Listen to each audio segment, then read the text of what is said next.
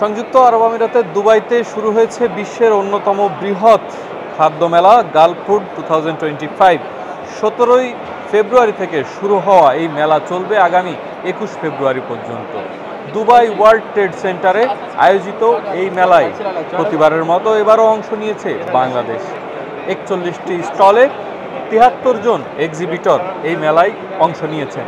রয়েছে বাংলাদেশি 41টি প্রতিষ্ঠান। এবারের মেলায় বাংলাদেশিদের স্বতঃস্ফূর্ত অংশগ্রহণ যেমন রয়েছে, তেমনই রয়েছে অন্যান্য বারের যে রপ্তানি আদেশ বা ওয়ার্ক অর্ডারের যে চাহিদা, সেটিও এবার মাত্রা ছাড়িয়ে যেতে পারে এমনটি প্রত্যাশা করা যাচ্ছে।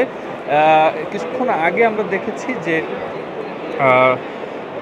রপ্তানি উন্নয়ন ব্যুরো অর্থাৎ ইপিবির যিনি সহকারী ভাইস চেয়ারম্যান রয়েছেন, তিনি এই মেলা পরিদর্শন করেছেন। অতিরিক্ত সচিব মোহাম্মদ আনোয়ার হোসেন তিনি মেলা পরিদর্শন শেষে গণমাধ্যমের সঙ্গে কথা বলেছেন এবং তিনি জানিয়েছেন যে অন্যান্য বারের মতোই বাংলাদেশ এই মেলায় অংশগ্রহণ করেছে এবং বেশ স্বতঃস্ফূর্ত তারা সাড়া পাচ্ছেন অংশগ্রহণকারীদের কাছ থেকে।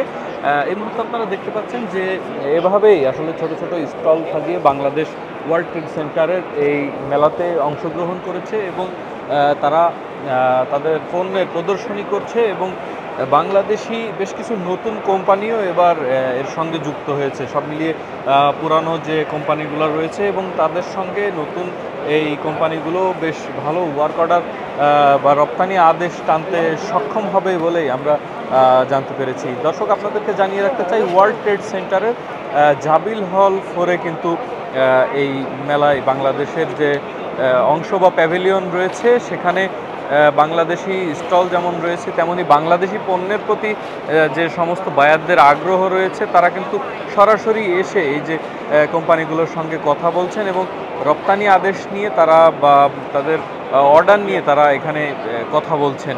সব মিলিয়ে এই মেলাটি চলবে আজ থেকে আরও 2 দিন, সর্বমোট 3 দিনের এই মেলায় বাংলাদেশের যে বিনিয়োগ ব্যবসায়ীরা রয়েছেন তারা বলেন যে এই মেলা থেকেই আসলে এক্সপোর্ট অর্ডার বা রপ্তানির একটা বড় কাজ বা রপ্তানির আদেশ এখান থেকে পাওয়া যায় এবং সেটি নিয়েই সারা বছর তারা কাজ করে থাকেন। বেশ কিছু ছোট অভিযোগ এখানে রয়েছে যেটি প্রতি বছরই থাকে, সেটি হলো মেলায় স্থান সংকুলান নিয়ে। যে মেলায় এখানে তাদের যে জায়গাটি রাখা হয়েছে সে জায়গাটি খুবই ছোট একটি জায়গা বলে সব সময় বলা হয়, কিন্তু আসলে আমরা কর্তৃপক্ষের সঙ্গে কথা বলে দেখেছি বাংলাদেশের জন্য যে জায়গাটুকু বরাদ্দ রয়েছে সেটি আসলে খুব বড় কোনো সুপারিশ ছাড়া, অর্থাৎ কূটনৈতিক কোনো প্রচেষ্টা সরাসরি হস্তক্ষেপ ছাড়া আসলে এই জায়গাটি বড় করার বা এই যে বরাদ্দকৃত জায়গাটি বাড়িয়ে নেওয়ার আর কোনো সুযোগ নেই।